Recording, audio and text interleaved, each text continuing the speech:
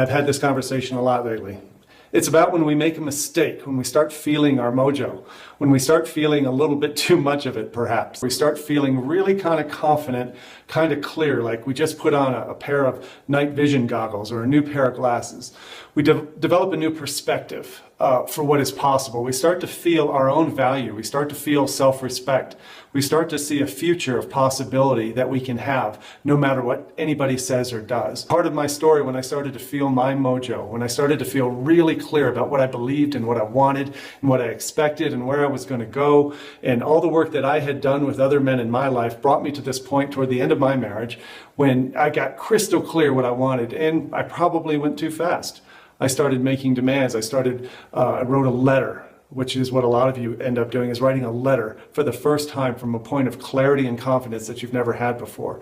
And you start pushing women and pressuring them into wanting to join you right away in your newfound confidence and clarity, and they're not there yet.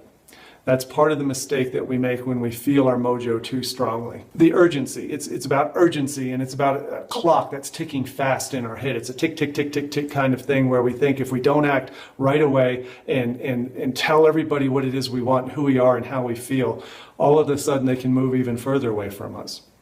This is important to you no matter where you are, even if you are out of a relationship and starting a new one. This is a problem because all of a sudden you start coming across more boldly than you need to. You're starting to act like a cocky guy instead of a guy who actually knows who he is and where he's going. I've seen it happen with men on first dates. It also applies to you if you are just finding out your marriage is on the rocks and you do this work with me and you get really cocky and confident about how you want to talk to her now, what you want to say to her, and things come across a little too bold, a little too urgent. This process is all about relaxing. For the guys who fall into the category of starting to turn things around, either with new relationships or their existing relationship, when things start smoothing out for them, it's because they're patient.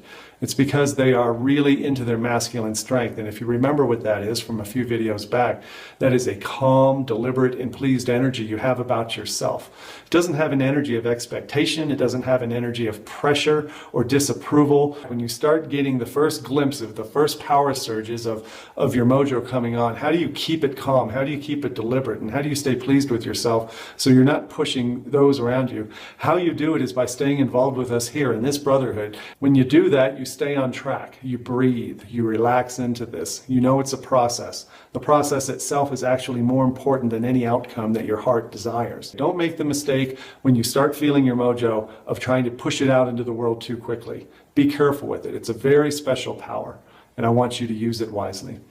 Thanks a lot. I hope to talk to you soon.